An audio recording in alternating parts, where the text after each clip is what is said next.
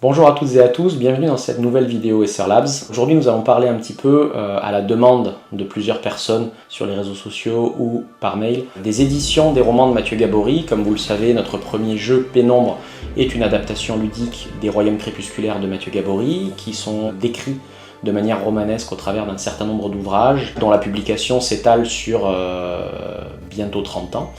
Ça ne nous rajeunit pas. Et voilà, et on va faire un petit peu le point parce que, notamment pour les Chroniques des Crépusculaires, il existe plusieurs éditions n'ayant pas toutes la même fin. Pénombre d'ailleurs s'amusera un petit peu de ce sujet, mais cela peut du coup frustrer un certain nombre de personnes de se dire j'ai lu la mauvaise version. Donc voilà ce qu'il y a à savoir sur les romans de Mathieu Gabory. Au niveau des Chroniques des Crépusculaires, d'abord, nous allons faire un petit peu le tour d'horizon de ce qui est sorti depuis 1995, et nous allons commencer par les romans d'origine, qui gardent un intérêt certain, malgré un petit peu le côté œuvre de jeunesse d'un Mathieu Gabory qui cherchait encore un petit peu son style. On va commencer du coup par les 3 romans de l'édition originelle, parus aux éditions Mnemos. La plupart des bouquins dont on va parler maintenant sont aux éditions Mnemos. Il y a quelques éditions type J'ai lu ou Poche, mais essentiellement c'est Mnemos qui va accompagner Mathieu Gabory tout au long de sa carrière sur les Chroniques des Crépusculaires et sur les autres romans qui se déroulent dans les Royaumes crépusculaires. Nous avons du coup dans cette trilogie originelle Souffre-jour, le premier roman, avec une très belle couverture de Didier Graffé, comme sur toute cette collection légendaire de Mnemos. Nous avons Les Danseurs de l'Orgol, ici le 2e volume, et nous avons pour 3e volume Agone, qui porte tout simplement le nom du protagoniste principal. Ces romans, ils sont encore trouvables, ils ont un intérêt certain parce qu'ils ont une fin très différente des autres romans et ils introduisent notamment dans l'univers des Royaumes crépusculaires des éléments que nous on a trouvé intéressants à reprendre. On va parler par exemple des Luciniens qui sont une espèce de guilde de mages très différente du cryptogramme magicien que tous les gens qui ont arpenté les Royaumes crépusculaires connaissent. Les Luciniens, ils n'existent dans aucune autre version. La fin est également différente, un petit peu Deus Ex Machina pour ceux qui vont chercher vraiment l'originalité, mais ils ont gardé vraiment, après toutes ces années, un intérêt et on en parlera un petit peu dans Pénombre. On va ensuite parler de la première édition intégrale de la trilogie dont on a parlé précédemment. En 2000 sort Les Chroniques des Crépusculaires, une V2, puisque la fin est changée, avec une fin qui correspond à celle que l'on connaît dans les précédentes adaptations ludiques.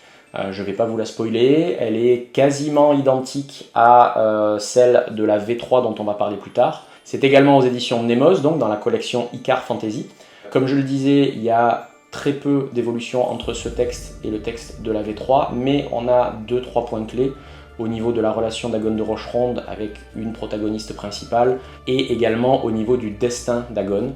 Il va se passer quelques événements dans les toutes dernières pages qui se déroulent différemment dans la V3, mais globalement la trame est très conservée, beaucoup plus qu'avec la V1. Ici, on n'a pas besoin de se procurer cette V2 et d'avoir la V3, l'une des deux suffit. En parallèle de la sortie de cette intégrale, même je crois quelques mois avant, nous avons eu la parution d'une anthologie de nouvelles qui se nommait Légendaire, toujours chez Mnemos aux éditions Icar Fantasy. Il n'y a qu'un texte de Mathieu Gabory, il y a plein d'autres textes très intéressants. On a du Fabrice Collin, on a du Nathalie Do, on a du Laurent Genefort, on a du Pierre Grimbert et tout un tas d'autres auteurs talentueux. Ce qui est intéressant dans cette nouvelle de Mathieu Gabory, c'est que l'on s'intéresse au passé de l'un des personnages principaux des Chroniques des Crépusculaires, en l'occurrence Eidiaz, qui à titre personnel est l'un de mes personnages préférés. En s'attachant à cette jeunesse, on va découvrir un autre royaume qui du coup vient enrichir le monde des Chroniques des Crépusculaires. On va passer à la V3. V3, pourquoi? Parce que une fois de plus, Mathieu va remanier son texte avec brio, là n'est pas la question, mais c'est vrai qu'on pourrait se dire pourquoi autant d'éditions, pourquoi autant de versions. Cette V3 donc est très proche de la V2 avec une fin légèrement modifiée, un destin d'Agone légèrement modifié. On la retrouve d'abord, cette nouvelle fin, sauf erreur de ma part, dans la collection J'ai lu Fantasy. Et on a ici donc l'intégrale de la V3 parue directement chez J'ai lu.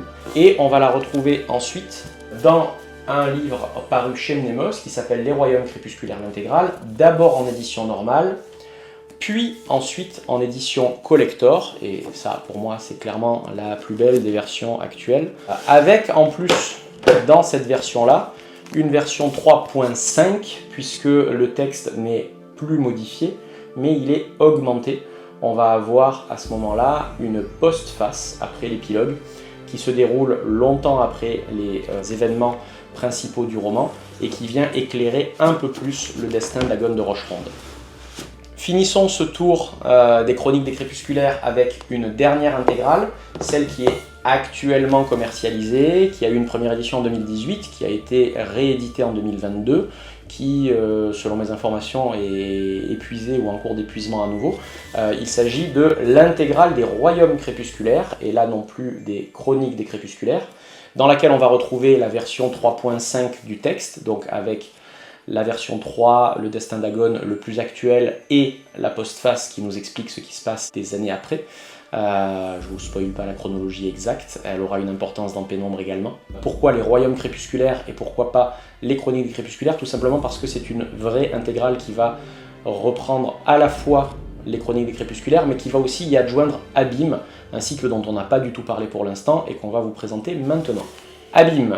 Donc Abîme, qu'est-ce que c'est? C'est un roman, une série de romans qui ne s'intéresse plus du tout au destin d'Agon de Rocheronde, qui ne se centre plus du tout sur le royaume d'Urguement, mais qui va là prendre le contre-pied et être beaucoup plus dans de l'heroic fantasy policière, beaucoup moins dans de l'heroic fantasy épique, et qui va s'intéresser au personnage de Maspalio, un farfadet à la retraite, ancien prince voleur, conjurateur de sa condition, et qui va se retrouver empêtré dans tout un tas d'histoires en rapport avec sa ville, la grande cité d'Abîme et ses ambassades, et les abysses avec lesquels il va devoir faire quelques tractations. Ce texte, il est sorti initialement en 2 volumes, en 2 livres, toujours aux éditions Mnemos. Il s'agissait de Aux ombres d'Abîme et de la romance du démiurge. Ce cycle de romans Abîme, il débute par 2 livres sortis comme les Chroniques des Crépusculaires dans les années 95-96. Je ne les ai pas, malheureusement, mais ils ressemblent à ça et à ça. Il se nomme Aux ombres d'Abîme et La romance du démiurge. On les retrouvera très rapidement sous un texte assez peu modifié dans l'intégrale Abîme qui est juste ici. Donc on sort de la collection légendaire comme pour les premiers romans des Chroniques Crépusculaires et on se dirige vers la collection Mnemos Icar Fantasy avec là encore une fois les aventures de Maspalio qui se découpent en 2 livres, Aux ombres d'Abîme et La romance du démiurge, mais réunis en un seul livre. On a ensuite, en 2013, la parution, comme pour les Chroniques des Crépusculaires, d'une version collector chez Mnemos toujours, avec quelque chose d'assez somptueux, façon facsimilé vieux livre, donc de cette intégrale du cycle d'Abîme originel, avec ici une adjonction d'un livre complet.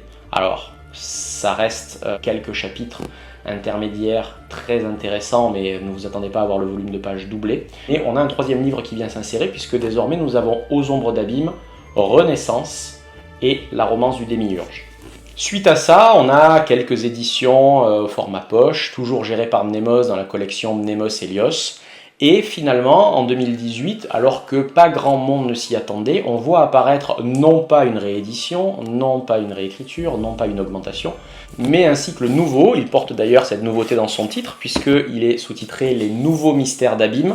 Il s'intéresse toujours au personnage de Maspalio, mais une décennie après la fin du roman des romans originels, et on se retrouve dans le cycle dit de la Cité Exsangue, dont voici le tome 1, donc Cité Exsangue 1, Les nouveaux mystères d'Abîme, paru en 2018, toujours chez Mnemos. Ces romans sont d'une importance capitale pour Pénombre, dans le sens où ils nous ont à la fois apporté une nouvelle vision de l'art monde, une nouvelle vision de l'artiste Mathieu Gabory qui nous montre à quel point on peut s'amuser avec son univers. On va donc, sans transition, passer au tome 2. Lui est paru en 2022. Il vient clore la vie et le destin de Maspalio. Il vient nous apporter des réponses quant à un certain nombre d'éléments constitutifs de l'art monde. C'est pour moi l'un des meilleurs livres, toutes catégories confondues, de Mathieu Gabory. Je trouve personnellement qu'il s'est surpassé sur le sujet. C'est une lecture que moi j'ai trouvée très intéressante, encore une fois, sur la construction d'univers et sur la capacité qu'il a à renouveler et à repenser les univers dont il avait posé des bases qui semblaient immuables. Donc n'hésitez pas surtout à vous procurer ces 2 derniers ouvrages. Ils sont peut-être moins faciles d'accès si vous n'avez pas lu la trilogie originelle, l'intégrale Abîme originelle, mais en soi ce sont des très bons livres et qui sont très représentatifs de ce que l'on va essayer de faire avec Pénombre. N'hésitez donc pas. Je vous remercie d'avoir suivi cette vidéo, j'espère que vous en aurez appris un petit peu plus sur les éléments constitutifs au niveau romanesque des royaumes crépusculaires. On va essayer de vous montrer comment tout cela peut s'articuler au sein d'un jeu au travers de Pénombre. On est très heureux de pouvoir participer avec vous à cette grande aventure. Si vous voulez en savoir plus, n'hésitez pas à consulter régulièrement le site internet ou à voir ce qui se passe sur nos réseaux sociaux. En attendant, je vous dis à bientôt et jouez!